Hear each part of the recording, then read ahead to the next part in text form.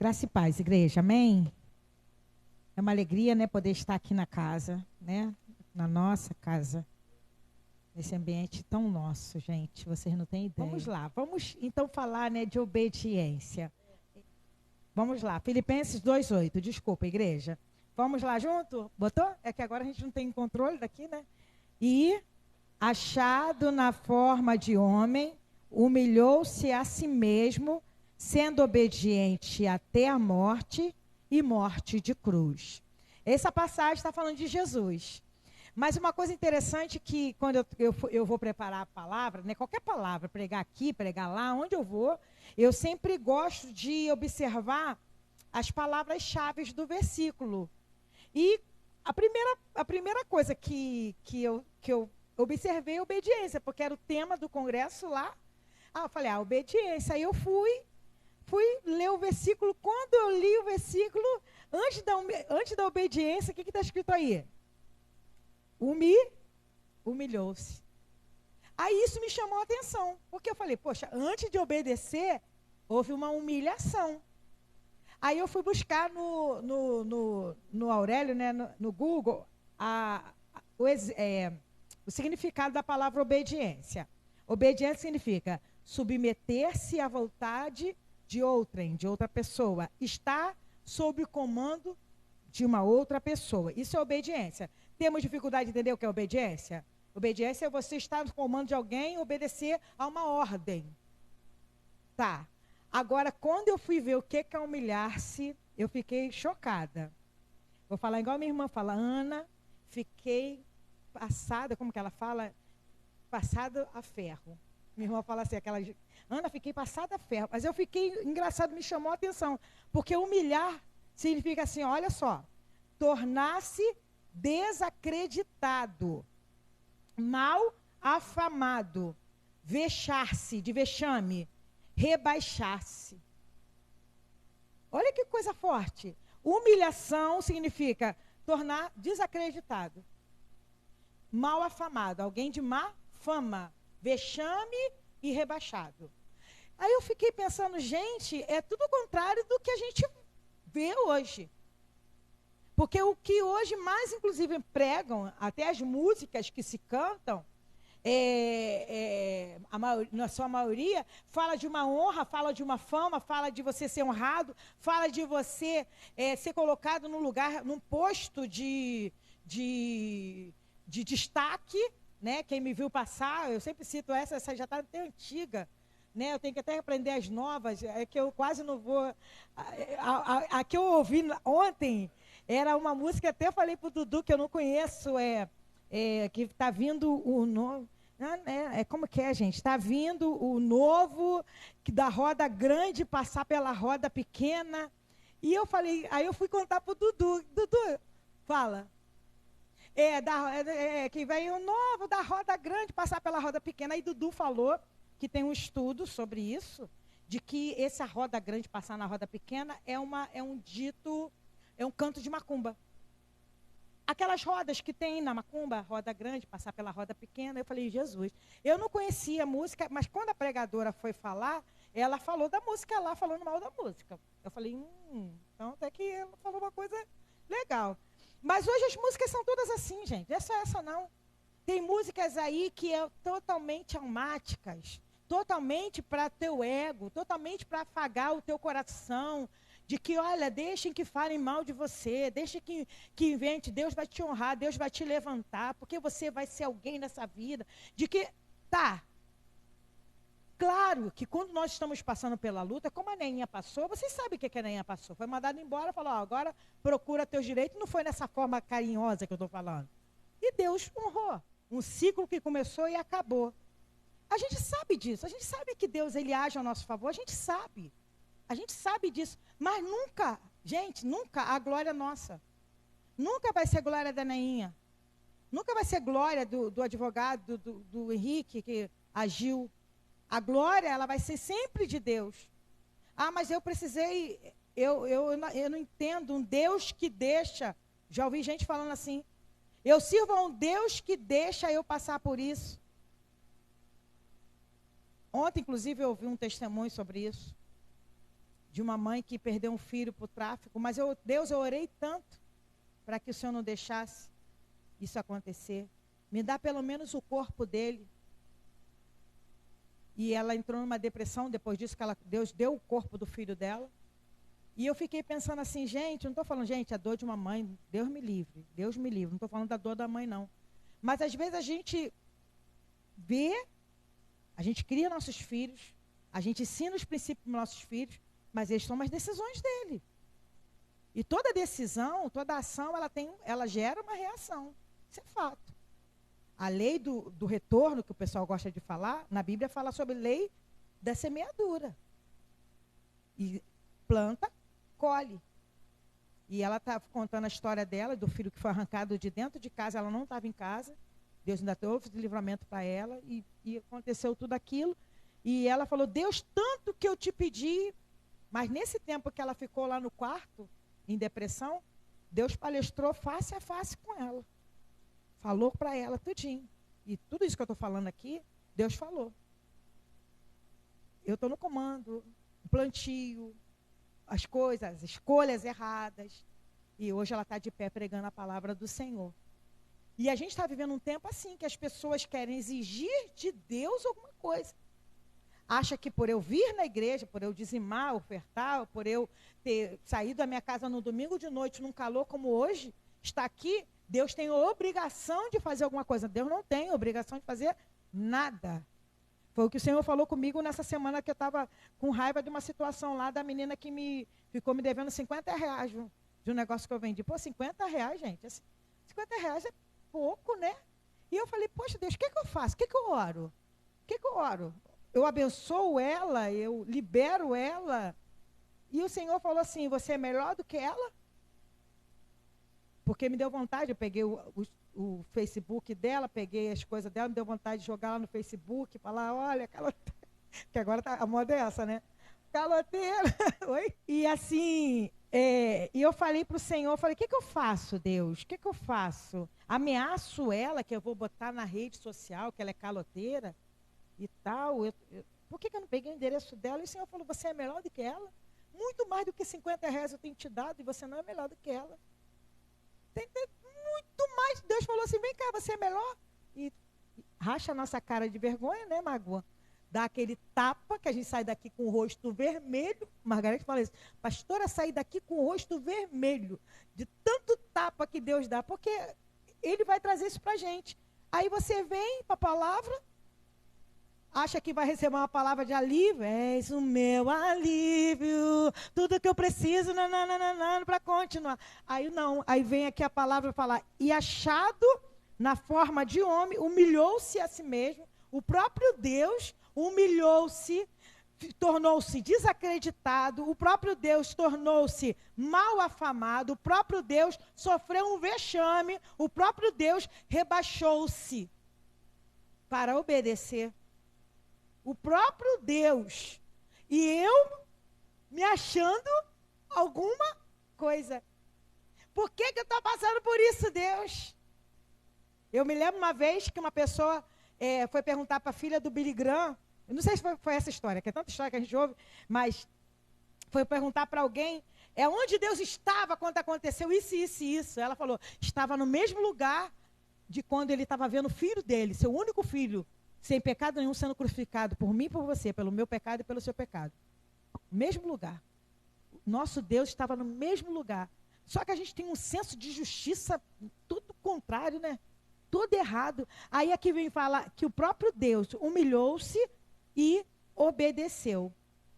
Humilhou-se e obedeceu. E eu até lembrei de uma palavra que a Luli trouxe uma vez, sobre Deus precisar. Né? Um rios que o pastor está postando essa semana, pelo menos toda hora ele bota, Deus não precisa de você. Deus não precisa de mim. O rios é assim mesmo, ele gritando desse jeito. Deus não precisa de nós. Isso é algum segredo? Deus precisa da gente? Não, mas quando ele nasceu em Maria, que ele era recém-nascido, Deus precisou. Vai que a Maria deixasse ele lá, cheio das suas necessidades, não trocasse, não desse de mamar, não cuidasse dele. Deus precisou. O próprio Deus, em forma de homem, em forma de bebê, precisou ser cuidado, se rebaixou. Se rebaixou a ponto de ser um bebê e de precisar de alguém. E vocês sabem que Jesus foi obediente, que na Bíblia, quando a Bíblia fala que Jesus começou o ministério com 30 anos, você não vê a aparição de Jesus, ele falando, ele só com 12 anos, quando ele foi para o templo, que provavelmente tenha sido nos 12 anos que tem aquele, quando a criança ganha um nome, que eu não sei falar bar mitzvah. Vai, fala. Bar mitzvah, né? Eu não sei falar isso. Isso, que eu sou uma pessoa que eu tenho dificuldade linguística de falar isso aí. Mas tu falou melhor do que eu, então arrasou. Provavelmente disso que quando Maria e José vão embora, se perderam de Jesus. Quando encontraram Jesus, Jesus estava no templo discutindo com os mestres, discutindo com os doutores. Aí a Maria vai lá, meu filho, a gente está aqui te procurando, nananana, e você está aqui, você não se importa, não. Aí ele fala, acaso vocês não sabem que eu tinha que estar na casa do meu pai? É a única aparição. Com 30 anos, Jesus começa o ministério, porque com 30 anos era a idade de maioridade. Não era com 18 como é a nossa hoje. Com 30 anos. Então, Jesus foi obediente em tudo. Em tudo, Jesus foi obediente. E, às vezes, a gente tem tanta dificuldade de entender o que é obediência. Vamos lá. Hebreus 5. Agora é Hebreus mesmo, hein? Hebreus 5, versículo 8 e versículo 9. Ainda que era... Achou? Vamos ler junto? Ainda que era filho, aprendeu a obediência por aquilo que padeceu. E sendo ele consumado, veio a ser a causa da eterna salvação para todos os que lhe... Amém? Vocês viram que ainda que era filho, aprendeu a obediência pelo que padeceu. Versículo 8. Ainda que era filho, aprendeu a obediência por aquilo que padeceu. E sendo ele consumado, veio a ser a causa da eterna salvação para todos que lhe obedecem. Então, uma causa gerou uma outra causa. Uma ação gerou uma reação. E essa reação, ela é em cadeias, né? Porque pela obediência de Cristo, foi aberto de novo o lugar, o Santo dos Santos, para estarmos diante da presença do Senhor. Mas esse lugar aberto, essa graça que a gente cantou aqui hoje, essa presença de Deus, ela também é conquistada através do quê? De obediência. Porque ele, sendo filho, obedeceu e, tendo consumado, veio a ser a causa da eterna salvação aos que lhe obedecem. Então, ele é exemplo. Não tem como a gente falar assim... eu estou em Cristo, eu posso fazer o que eu quero, porque eu estou em Cristo, está tudo certo. Não. Quem está em Cristo precisa imitar Cristo. E Cristo, sendo o próprio Deus, humilhou-se, rebaixou, mal afamado. Eu preciso entender isso para a minha vida como servo do Senhor. A obediência que Ele requer de mim, depois a gente vai trazer de forma mais aplicada, né, para nós, eu preciso rever coisas que eu esteja fazendo, pensando, falando, que não condiz com o próprio Cristo. Porque se ele, sendo o Filho, o próprio Deus, ele aprendeu pela obediência, pelo como padeceu e nos deu esse legado, a gente precisa também obedecer. Amém, igreja? Vocês estão entendendo, sim ou não? Quem está entendendo, sim? Amém. Então, vamos lá. Hebreus 12. Vocês vão chegar comigo. Aqui a gente vai caminhando. Eu vou trazendo um entendimento, assim, de caminhada. Às vezes, a princípio, pode parecer meio confuso, mas depois vocês vão entender. Hebreus 12. A gente vai ler do 1 até o 8. Vou ler para poder ficar mais rápido. Sim? Portanto, nós também, pois que estamos rodeados de uma tão grande nuvem de testemunha, deixemos todo o embaraço e o pecado que de tão perto nos rodeia e corramos com paciência a carreira que nos está proposta, olhando para Jesus, autor e consumador da fé, o qual, pelo gozo de que estava proposto, suportou a cruz, desprezando a afronta, assentou-se à destra do trono de Deus. Considerai, pois, aquele que suportou tais contradições dos pecadores contra si mesmo, para que não enfraqueçais, desfalecendo em vossos ânimos. Ainda não resististes até o sangue, combatendo contra o pecado. E já vos esqueceste da exortação que argumenta convosco como filho.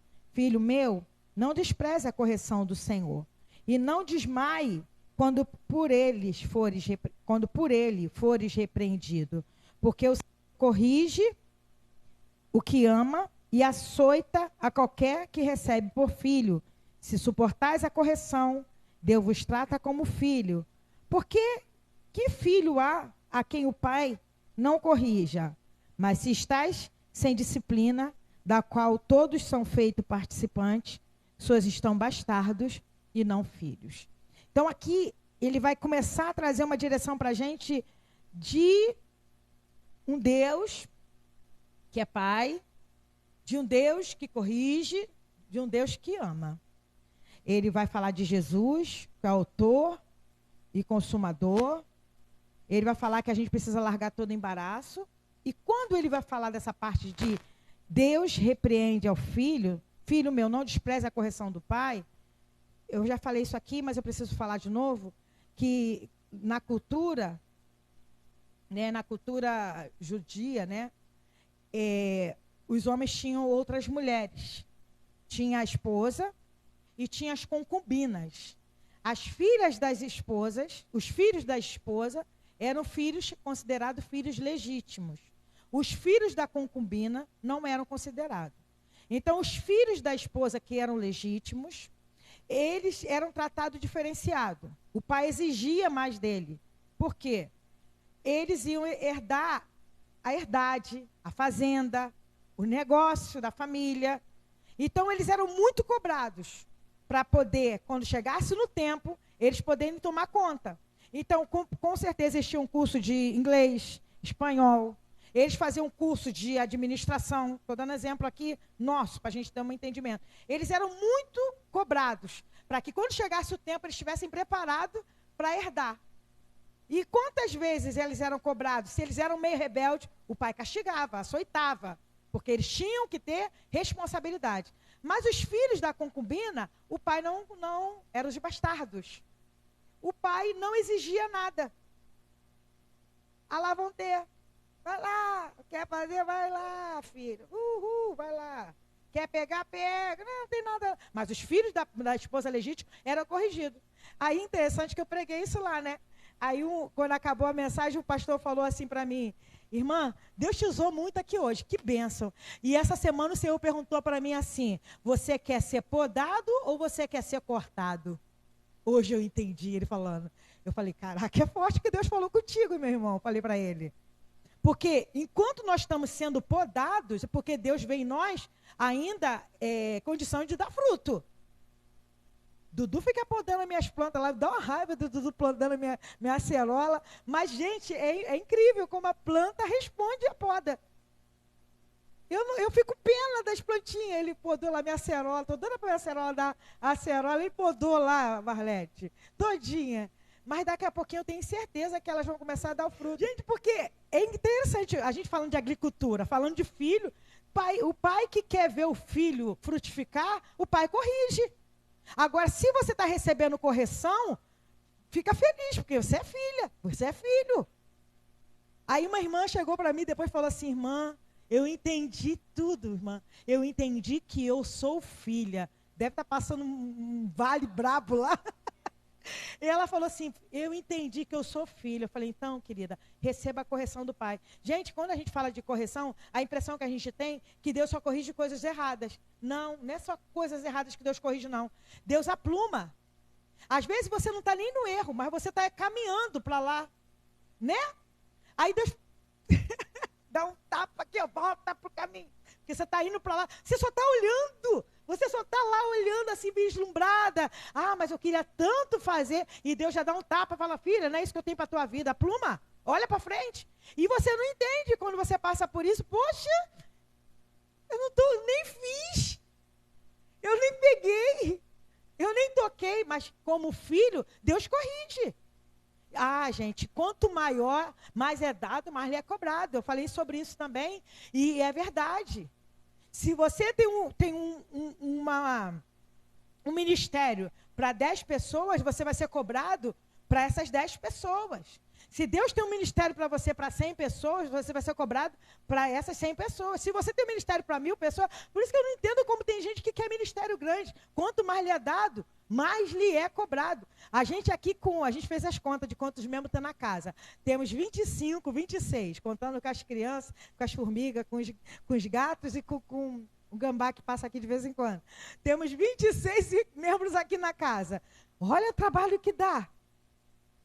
Graças a Deus a gente tem muita harmonia aqui, graças a Deus. Imagine 50. Imagine 100. 300. 500. Mesmo dividindo a liderança. Por que acontece nessas igrejas que tem um montão? É muita confusão porque os departamentos viram suas panelinhas. Por exemplo, a Magna é líder das mulheres, estou dando exemplo. A Salete é líder dos adolescentes. Quando a Magna faz o evento para as mulheres, a Salete não vai, porque não, é de mulheres. Quando a Salete faz o evento para os adolescentes, estou falando disso de igreja grande, porque eu sei. As mulheres não vão, é a Salete que está dirigindo. Isso é reino? Porque é dado, é muita coisa, e fica essa divisão. Está entendendo? Empresas, né? Grandes empresas, grandes negócios. Igrejas grandes, grandes negócios também, fora isso. Mas a gente precisa ter isso. Não estou falando para vocês, amados, que a gente não vai ser grande. A gente não está aqui para determinar o que Deus tem para nós. Deus pode nos... A igreja crescendo, eu acho que a nossa igreja não tem aparência. Eu não viria na nossa igreja. Eu não viria numa igreja que tem um monte desses troços rasgados. Eu não iria. Estou falando sinceramente. Eu acho que muita gente não vem. Vocês estão entendendo? Eu acho a igreja aqui, a nossa casa, eu não acho muito bonita, não. Mas eu acredito que quando a gente ficar bonito, que a gente vai ficar, né, Margarete? Amém, igreja? A gente vai ficar bonito, com piso bonito, com ar-condicionado, vai vir gente. E vem muita gente para reparar, vem muita gente porque não está nem aí para nada, só por causa da aparência. Eu louvo a Deus pela vida de vocês, porque vocês estão aqui, a igreja nem era dessa forma quando a gente começou, nem telhado tinha, né? Eu louvo a Deus pela vida de vocês, porque vocês estão aqui por causa do reino do Senhor. A Neinha mesmo falou que tentou em outra igreja, não conseguiu.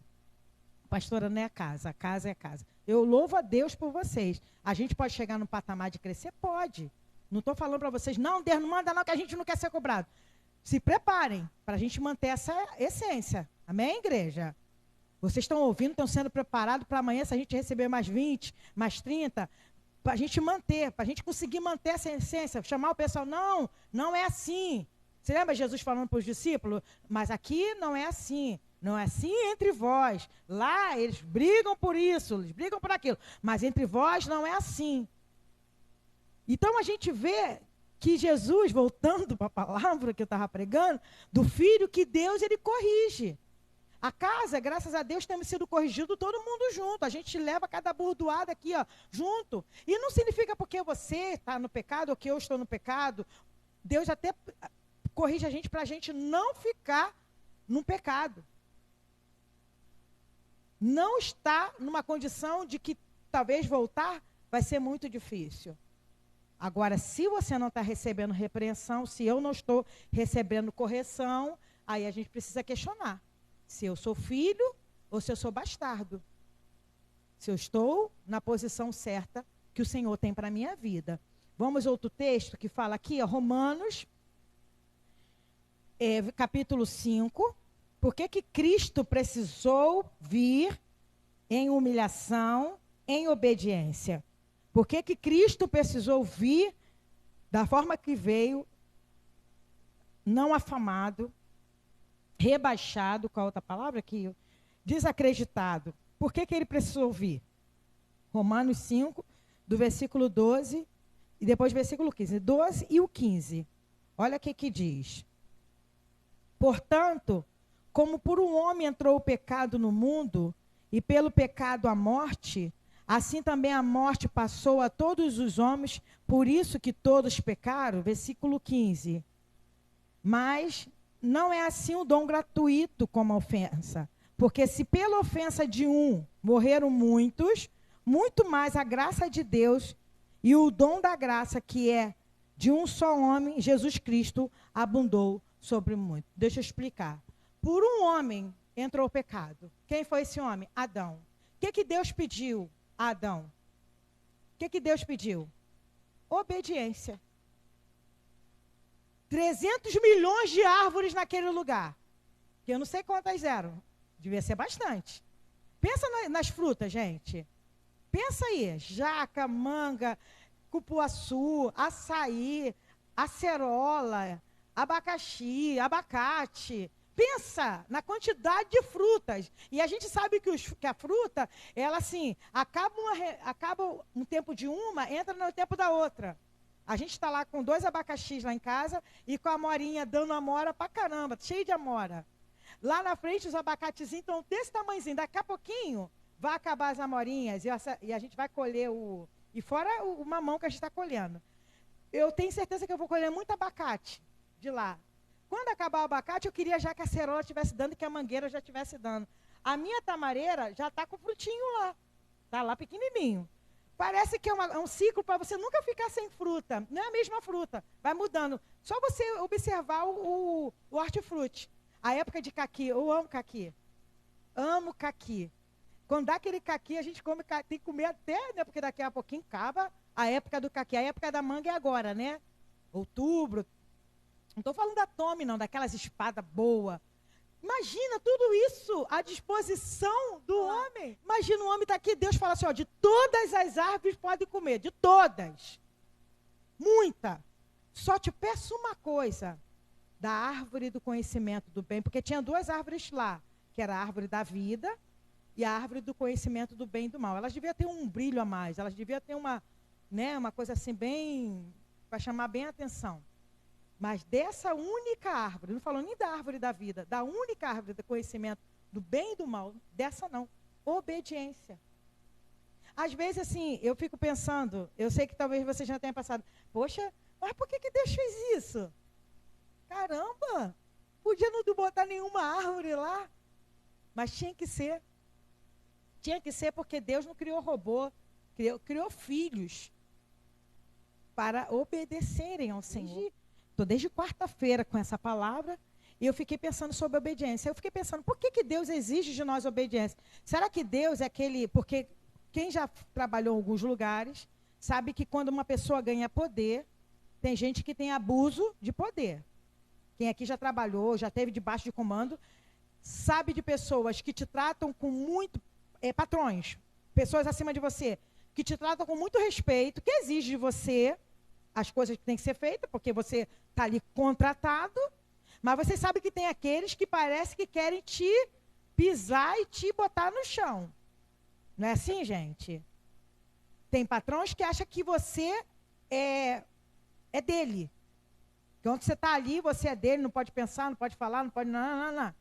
Aí eu fiquei pensando sobre isso. Por que Deus pediu obediência? Eu vim na história. Eu vim nas leis. Eu vim buscar na palavra e entender por que Deus pede. Não é porque Deus é uma pessoa que tem abuso de poder. Toda a palavra de obediência que Deus tem para nós é para nos proteger. Deus não está ganhando nada quando eu e você obedecemos. Pensa aí que Deus está ganhando alguma coisa. Deus não está ganhando nada. Deus continua pleno, continua soberano sobre todas as coisas. Mas toda vez que eu e você desobedecemos, o que acontece com a gente?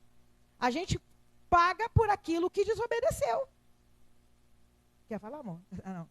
Paga por aquilo que desobedeceu. Quem sofre é a gente. Quando a gente vai nas leis, que são 613 leis, lei pra caramba, os 10 mandamentos, 4 mandamentos é relacionado a Deus, 6 mandamentos é relacionado ao próximo. A teu Deus adorarás, ao teu Deus prestará culto, não terás outros deuses diante de ti, porque eu que livrei vocês, porque fui eu que tirei vocês de onde vocês estavam, fui eu que salvei vocês. Guarda o sábado para me adorar. Não está isso lá? Aí os outros 6 têm a ver com o próximo. Honra teu pai e tua mãe, não cobice, não inveje, não mate, não roube, não adultere. Quando eu adultero, eu estou prejudicando Deus? Eu estou me prejudicando. E pensa você que existem alguns pecados que eu faço todo um corpo sofrer, corpo de Cristo. Eu estou cobiçando, ninguém está vendo, eu cobiçando. Você acha que Deus está lá, ai, que triste a minha filha cobiçando? Quem está fazendo mal para você? Porque você quer ter algo que não é teu, que não é para você ter, está ao teu alcance, como o Geise falou, está ali na tua mão até para pegar, mas você acha que tem que ter porque o outro tem. Aí estou lá cobiçando, inveja, se matando, cheio de doença no corpo por causa de inveja. Deus está protegendo a gente. Deus falou tanto comigo sobre isso. Quando eu exijo obediência, é porque eu quero proteger vocês. Eu quero proteger vocês a alma, eu quero proteger vocês no corpo, eu quero proteger a vida íntegra diante da minha presença. Então não pense que Deus é um Deus carrasco que está ali, só querendo exercer poder, faz assim, faz assado. É só você ver, porque alguns textos da Bíblia, como eu estou ouvindo muito o Antigo Testamento, algumas passagens falam assim, que Deus falava assim para o povo, vocês vão lá, vai matar todo mundo, é para matar todo mundo. Criança, os bois, nisso, matar todo mundo. Eles iam lá e não matavam.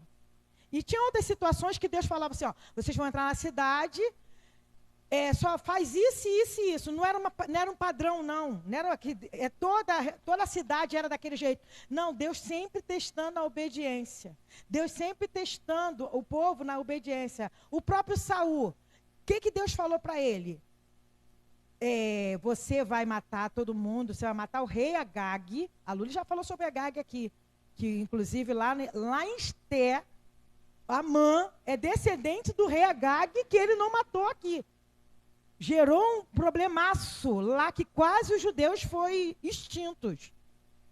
Uma obediência que não foi feita lá. E o que Saul fez? Eu vi que os bois eram bonitinhos, eu vi que tudo dava para dar uma oferta boa, né, ao Senhor. Aí o Senhor falou para ele o quê? É melhor obedecer do que sacrificar. Daí que vem essa palavra, porque ele separou os bois, ele separou as coisas, porque ele queria oferecer uma oferta ao Senhor. Oferta de churrascão ao Senhor. E Deus falou assim, eu o rejeitei, porque ele não obedeceu. A obediência é melhor do que sacrificar. Obedecer é melhor do que sacrificar. A gente lembra de Sansão, gente. Sansão, a força de Sansão não estava no cabelo dele. Sansão errou desde o começo. Sansão começou a errar. Mas Deus já estava incitando o coração. Mas ele era rebelde. Começou a errar quando ele quis casar com a Filisteia. Começou a errar que todas as situações tinha uma mulher no meio e as mulheres fazendo, quando ele fez a primeira piada, quando ele fez aquela situação, quando ele matou aquele leão, foi lá, para que ele foi lá comer do favo de mel do morto? Um nazireu não encostava em nada morto. Por misericórdia, ele matou mais filisteus com a sua morte do que durante a sua vida. Foram 3.000 que morreram. Por misericórdia, ficou brincando com a unção. Fala que se me prender assim, eu vou perder a força. Sansão, os filisteus estão vindo contra você. Mas 4 vezes, brincando com a obediência, brincando com Deus. E quando ele falou ali, ele não perdeu a força porque ele cortou o cabelo, não. Ele perdeu a força porque ele foi desobediência e estava zombando do Senhor. Por um pecado, por um homem entrou o pecado, Adão. Mas por um outro homem, por isso que Cristo veio, precisou vir, como a gente leu em Filipenses 2:8, humilhou-se até a morte e morte de cruz. Porque por um homem entrou o pecado, mas também por um outro homem, Jesus, entrou a salvação que foi dada a cada um de nós. Então, como que eu preciso viver uma vida diante do Senhor? Já passando para o final, Filipenses 2, voltando lá para o início. Filipenses 2, do versículo 1 ao versículo 8, para fechar, para trazer para nós o que eu faço diante da presença do Senhor, como eu me comporto, então, já que Deus veio, se humilhou, já que Deus veio, se rebaixou, já que Deus veio, obedeceu, eu também tenho algo para fazer, não estou isento disso. Olha o que diz aqui Filipenses 2, do 1 ao 8, diz assim: portanto, se há algum conforto em Cristo, Desculpa. Se há alguma consolação de amor, se há alguma comunhão no espírito, se há alguns entranháveis afetos e compaixões, completai o meu gozo para que sintais o mesmo, tendo o mesmo amor, o mesmo ânimo, sentindo uma mesma coisa. Aí começa o que Paulo traz para a gente, olha, versículo 3. Nada façais por contenda ou por vanglória, mas por humildade, cada um considere os outros superiores a si mesmo. Versículo 4. Não atente cada um para o que é propriamente seu, mas cada qual também para o que é dos outros. Aí vem a chave.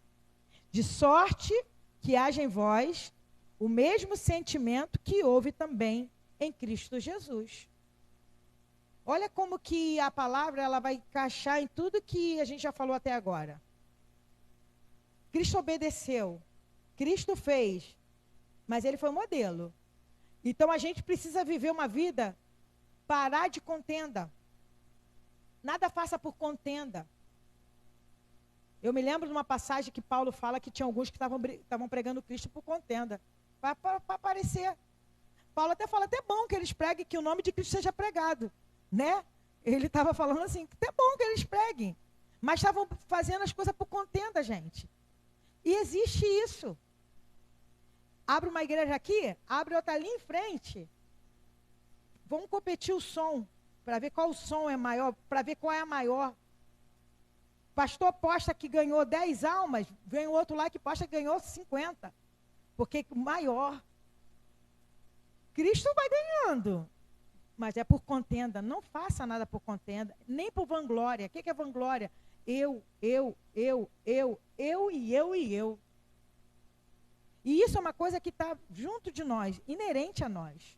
Nós somos seres que gostamos de sermos vistos. Nós somos seres que gostamos que as pessoas falem de nós alguma coisa boa. É do ser humano, não estou falando de vocês da casa, não, do ser humano. Mas hoje muitos lugares brigam por causa disso aqui, ó. Por causa disso aqui. Porque eu tenho que aparecer, porque eu tenho que mostrar. Gente, existem tantos ministérios que ninguém nem vê. Ministério de intercessão, de visitação, ação social, ninguém nem vê. Aquelas horas que você acorda de madrugada para orar, ninguém nem te viu, né? Deus te viu. Você nem precisou falar para ninguém, mas Deus te viu. Não faça por vanglória, não faça por contenda. Mas por humildade, cada um considere os outros superiores a você. Olha para essa pessoa que está ao teu lado e fala assim, você é superior a mim. Marlete, você é superior a mim, Marlete. Você é superior a mim. Aí tem aqueles que falam assim, Marlete é mesmo superior a mim, porque eu sou ninguém, eu não sou nada. Gente, também não existe isso, não é para alimentar isso não. É cada um considera o outro superior. Dudu, você é superior a mim. Aí, Dudu, Cristina, você é superior a mim. Néia, você é superior a mim. Eu sou superior a você. Por quê? Um corpo caminha assim junto. Vocês estão entendendo? Cada um nas suas particularidades, uns mais nervosinhos, outros mais quietos, calminho, outro com aparência de quieto, calminho, né, Davina? Assim, quem olha assim, Davina, né? Braba, gente. Davina é braba quando ela fala, mas fala quando tem para falar. Cada um assim nessa particularidade. Não tem que ter todo mundo igual a Evelyn. Todo mundo igual a Luli. Aquele jeitinho da Luli, né, gente? Aquele jeitinho. Não, aqui é uns mais espevitados, outros mais calmos, outros mais... Isso, um ao outro caminhando junto, superior, um superior. Não, Helena, você não é melhor do que eu, não. Você, Helena, cozinhando. Cozinha pra caraca. A Helena é superior a mim na cozinha. Mas eu sou superior a Helena em outras coisas. Aquilo que a Helena tem de mais, eu tenho de menos. Aquilo que eu tenho de mais, eu posso ajudar a Helena. Aquilo que a Salete tem de mais, eu tenho de menos. Você está entendendo? É muito lindo isso, porque eu vejo isso muito nítido na casa. A gente vê isso, por exemplo, com as finanças. As finanças, as meninas uma vez conseguiram organizar, Luli e Evelyn. Aí a Luli, elas começaram a estudar, não conseguiram. Lá em casa ficava assim, lá eu pagava o aluguel, ficava lá. Tudo assim. Quando Deus nos deu a direção da Margot, quanta coisa a gente conseguiu fazer? A glória é da Margot? Não. A glória é do Senhor, mas usa pessoas. Gente, Henrique é uma bênção. Henrique que vai lá falar com o pedreiro, quando tem qualquer problema aqui, a gente teve problema com água aqui. Henrique foi lá brigar aqui com os caras aqui. E briga mesmo, Henrique é bravo. O xerife brigou aqui pra gente ter água. A gente tem uma água boa pra caramba. Cortaram a água da gente aqui, deu um problema aqui, né? A gente tinha uma água muito boa. Henrique foi lá, resolveu. E cada um, gente, é lindo isso, não é? Agora eu posso falar que eu sou melhor do que Henrique? É um corpo, eu sou melhor do que Henrique? Não, Henrique é melhor. Aí ele vai falar, tem de vós o mesmo sentimento que houve em Cristo Jesus. Qual sentimento foi esse? Ele se deu, ele se ofertou, ele enfrentou tudo para que a gente tivesse esse acesso entre nós. Não pense, igreja, que somos pequenos, que não temos um impacto no mundo espiritual, não, porque temos um impacto muito grande. Temos um impacto muito grande, tanto que incomoda muita gente às vezes. Para falar mal, para querer falar as coisas que não convêm. Por causa de quê? Porque temos aprendido a palavra e voltando a falar, honre isso aqui, honre essa palavra. Honre vocês ouvirem a palavra. A gente aqui brinca, eu principalmente quando eu vou pregar, eu falo um pouquinho mais à vontade, essa é a minha particularidade, né? Mas a palavra, ela é insubstituível, a palavra é o que traz realmente a mudança necessária, que Deus tem compromisso com a sua palavra, que Deus nos ajude a se humilhar, a obedecer, ainda que todo mundo esteja fazendo aquilo que parece que é certo, porque o que está acontecendo hoje é assim, muitos lugares que eu vou, todo mundo fazendo tudo aquilo que eu falo assim, gente, ou a gente está muito errado, ou a maioria está errado. Aí eu lembrei de uma passagem de um profeta, Miqueias, aquele que, lá de Acabe, não sei se é Miqueias o nome dele, que tinham 400 profetas só falando coisa boa para Acabe. Vai lá, Acabe e Josafá. Vai lá, você vai conseguir. Nananana.